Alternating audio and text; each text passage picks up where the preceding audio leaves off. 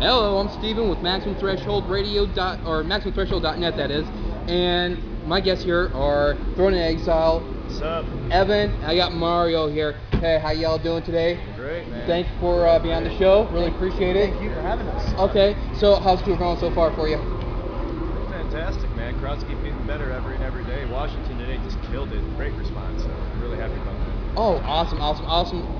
Washington is a great place just for local bands and bands just getting up and started, underground or mainstream for that matter as well too. So, okay, you said earlier when we were talking that y'all been doing this for like about a couple of years now. When did y'all exactly get started as a band? When did y'all start just performing together? Thrown in Exile started in May of 2011. I mean, to give you more in detail history of it, there was more of a complete different lineup. I mean, the band was founded by myself and my guitar player Colin Reed.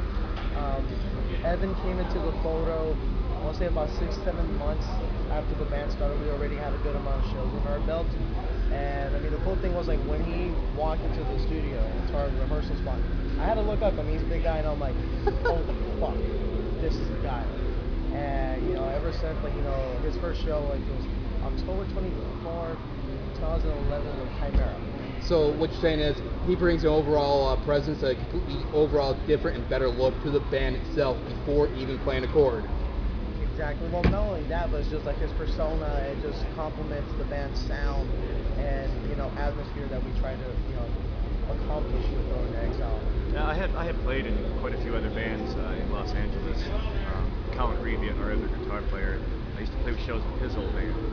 So he knew what I could do and stuff live. So when he asked me, he was just like, "Yo, we need a singer. If you want to do it, we ain't gonna try out anybody else." So I walked in, and that's pretty much how it happened. Wow. Okay, now I remember when you called me yesterday, and I still can't help the fact that you got the gears grinding when I first heard the name of the band. I might have heard you or seen you somewhere. I don't remember, but you guys are just awesome. Thank you. All right. Now you said over the last couple of years you've generated a bit of success as far as underground, correct? Correct. All right. So when did you realize you had it? That's a hard one to answer, like for us to say that we had it. I mean, thankfully, it's up to the crowd's response and people that have been helping us get tickets, show up early to our shows, buy our merchandise. Just people that are helping. I mean, we're extremely grateful, and we remember every single one that's helped us along the way. It's been like that with people in the industry that have given us a lot of advice, helped steer us in the right direction. So I mean, ultimately, the fans, I wouldn't even want to call them fans, just our friends, family, supporters, are the ones that let us know if we have it. We have something, and I think we're gonna continue to work hard and write better songs to find what you say is it. I think it's a lifelong goal to find whatever that may be, perfect song, hundreds of thousands of fans, whatever it may be, constantly gonna strive for the best. Right on. So tell me about the look you're going for. I remember you said something earlier about the working man's metal band. So what made you go with more the dirty look? To me, it's something that I just feel comfortable with, to be honest with you. And when I get up on stage, I think it just fits the music really well. Like you said, it's the working man's band. I mean, I come from a middle class area. My father was worked union. He was a pipe fitter, welder for 35 years and stuff like that. I grew up in a very industry-like area, so I just have that mentality and that background. Sounds good so far. All right. So what made y'all decide to start touring right afterwards? I mean, when did you start touring all together? This is our first tour ever, actually. I mean, we just got really lucky with a partnership between the Musicians Institute and Mayhem Fest, and myself as a alumni of the music business program at the school, and my drummer Chase, program for the drum, graduate from the drum program. The vice president of the school is a huge metalhead and supports all this stuff. And if you go around campus, there's a lot of metal going on, like the endless amounts of Metallica, Periphery, Slayer, shirts all over, the Sugar House. Like there's a lot of metal on that school, and we embrace that. So when that came about, us having all this stuff going on, both Mayhem staff and MI staffing were like, why not get Thrown in Exile to play since we already have alumni in the band? And and of course we accepted it. We weren't going to say no. Like I've been saying, we totally got the golden ticket to the chocolate factory. Okay. So you all on the tour buses yet, or are you still touring around the band? We actually, we teamed up with MI to be able to come out on this tour. So, we're in a bus. We're sharing it with some, people who work for Revolver, G-Pen, a couple other people. Just kind of sharing the bus, and we're definitely in a good spot, comfortable spot, to be able to go 5 weeks on the road. The bus is really cool. So, coming after Mayhem, it's definitely going to be back to a band. But that's what you got to do. Okay. Favorite shit kickers? Anyone? I'm not sure what you mean. Favorite booth to kick shit around in? Favorite? Okay. Tell me about the groupies that you've encountered on the road so far. I don't know anything about any groupies. We actually have, as soon as we're done, we leave the stage, we go straight to work at the MI tent. Yeah, we're working all day from the time we get up at 8 a.m. to the time we lay our head down. Okay. So tell me about the overall success that you've had on your tour as a band together. I remember you told me yesterday, which I've been wanting to bring up here now. You said something about winning a Battle of the Bands contest to get on this tour. Not this one. Last year. Oh, last year. Yeah, last year we won a Battle of the Bands at the Key Club. We beat out about a dozen other bands, and we opened up the Sumerian stage. And this year we worked on a deal with the Musicians Institute, and we were able to get into